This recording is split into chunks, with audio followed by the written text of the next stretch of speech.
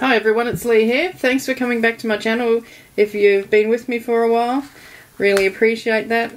And a big welcome to anyone who might be visiting for the first time.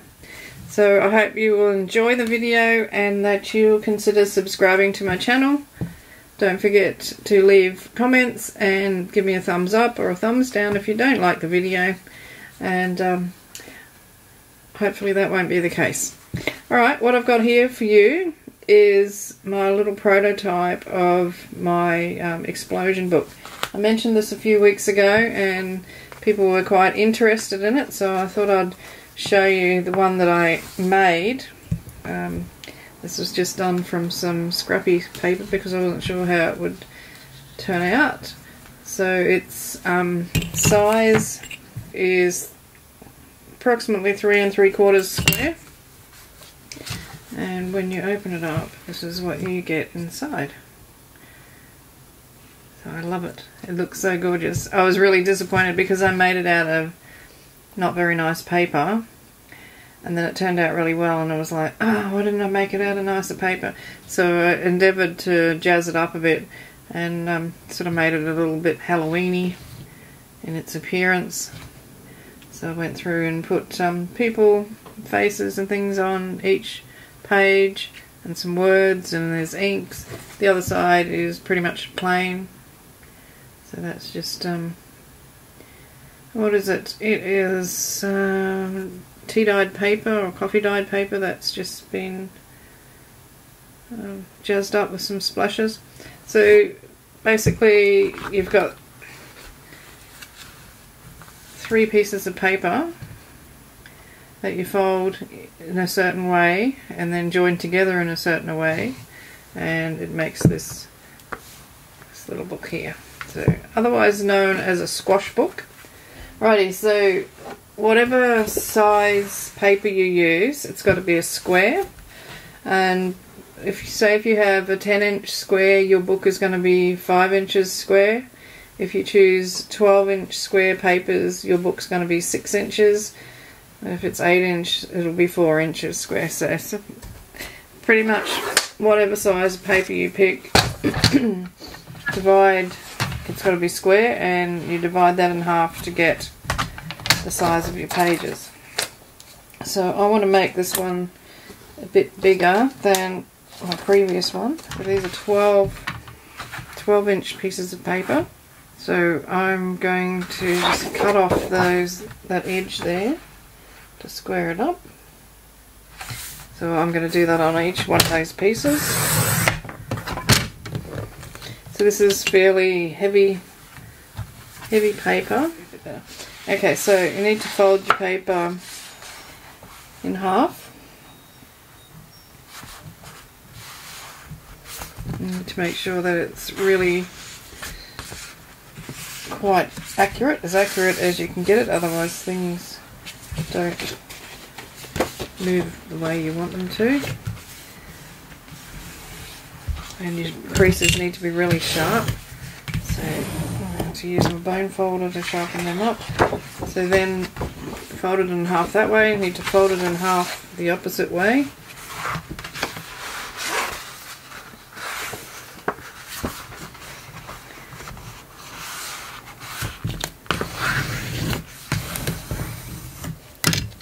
Okay, so that's what I've got so far. And flip that over and fold one of the corners to make a diagonal fold.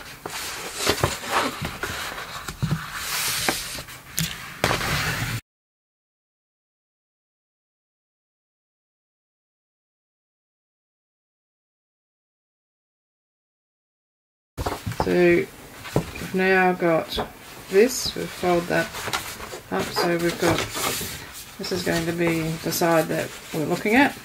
So if you grab one side, and that's going to bend in like that, so that's what you want with your paper.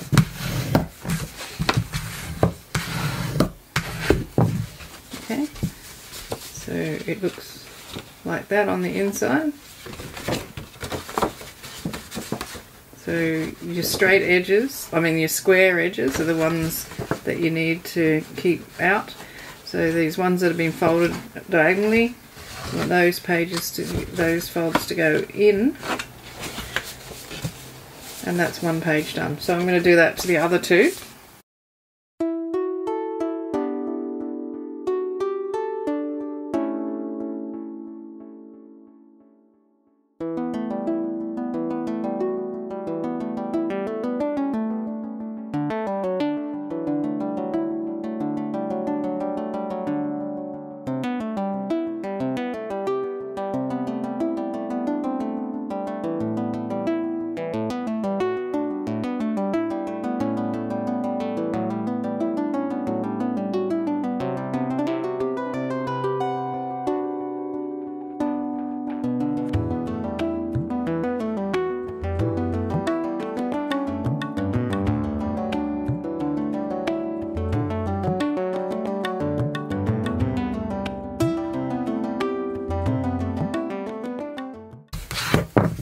So these are the 3 pages of the book. Now how they'll fit together is you'll have one going that way, then you'll have the next one going the opposite way. So that's a mountain, that's a valley, and then a mountain. And what you're going to do is join these pages together.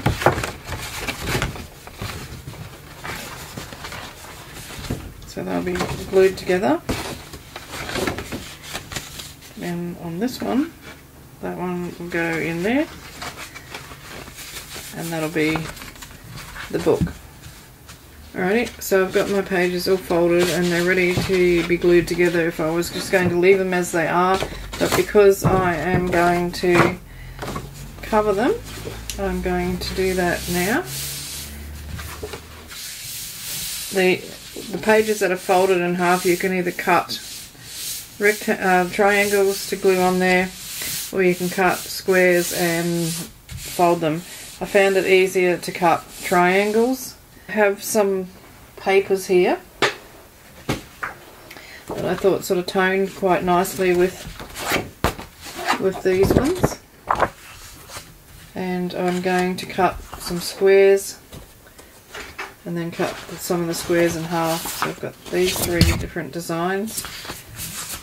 How many do I need? I need 4 3's 12 minus 2 for the overlapping ones, so I need 10. I think that's right.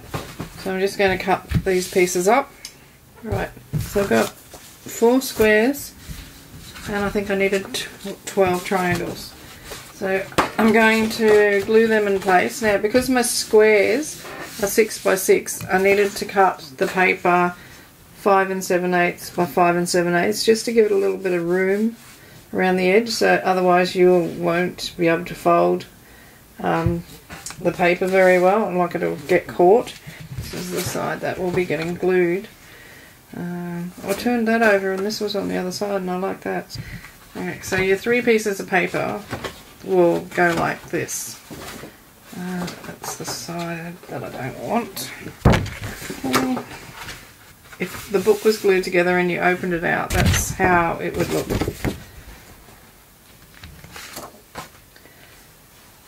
Like that. So we needed 2, 4, 6, 8, 10, 12 pieces.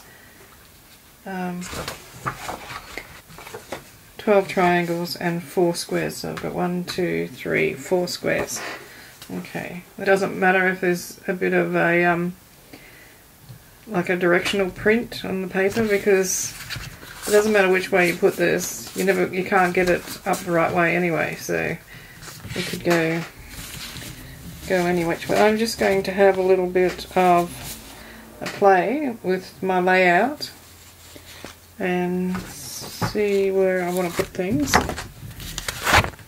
and then I'll glue the bits down, and then I'll do the stitching before I glue anything together.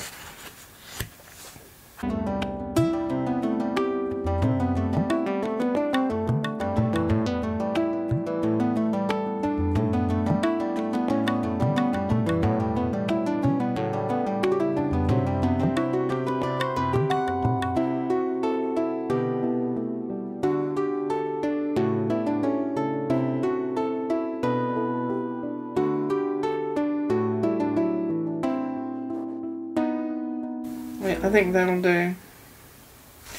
Alrighty, so I'm going to glue them all on, and then I'm going, once I've glued them on, I'm going to have 3 pieces, you know, like this. So then I'll take it to the sewing machine and stitch around the edges. And because I'm going to be sewing, I'm not worried too much about using, you know, getting the glue right to the edges. So it's basically just tacking it down. Okay, so what I need to do is to make sure I don't go over any of the creases.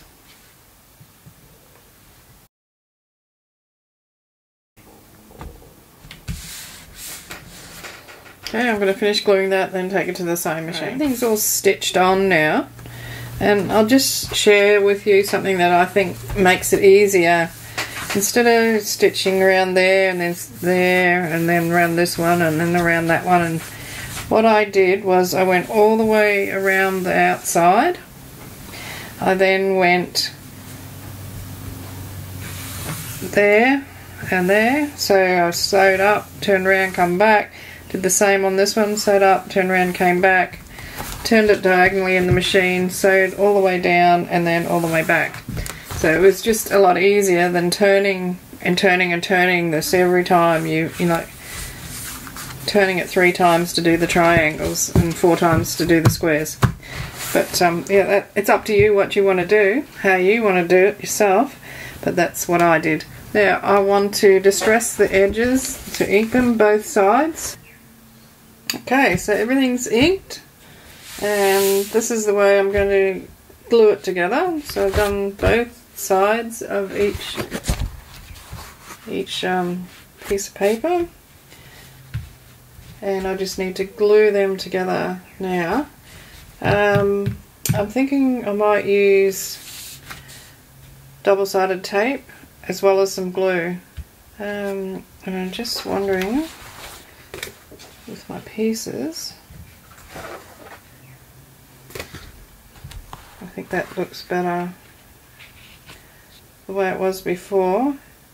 There was a couple of pieces that were too similar together, so I'm going to do it that way. Just going to grab my tape. So I've seen a few people do these. Most recently was Eddie, and his channel is called Eddie Makes Art.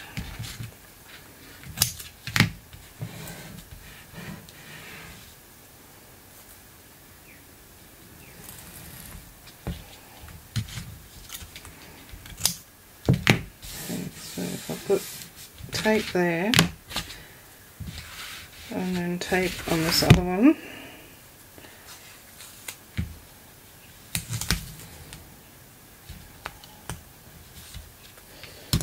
I'm not too concerned if it doesn't go all the way to the edge, whether it's down flat or not, because it's going to have glue. If you stick it in the wrong place, you can't remove it because it will tear the paper. But it's just, you know, an extra little bit of making sure that it's not going to come apart, because that's my main worry. Okay, so I need to glue this one. Yeah, I'll just take the tape backing off before I put this glue down.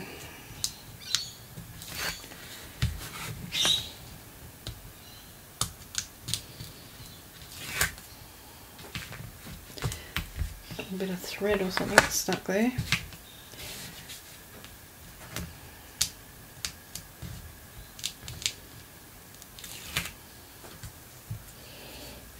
Okay, so I should put the glue on here, probably be easier. Then I've only got one sticky piece to deal with.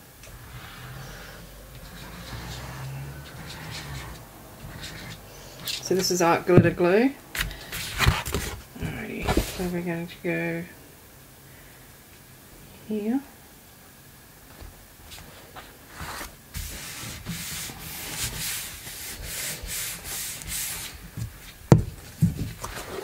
Make sure there's no glue oozing out anywhere. That's good. And then I'm going to do this on.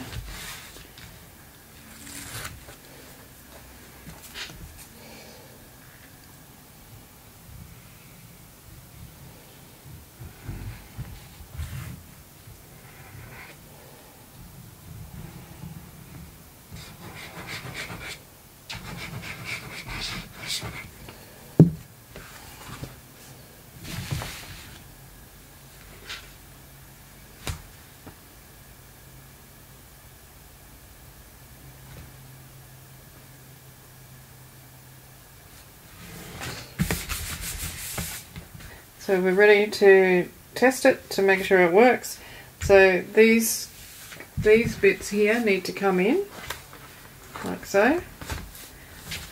These ones with the triangle ones come in, and then those ones go out backwards. And there's the book. So it's ready to have a cover put on it, and whatever you want to do with the outside. So open it out.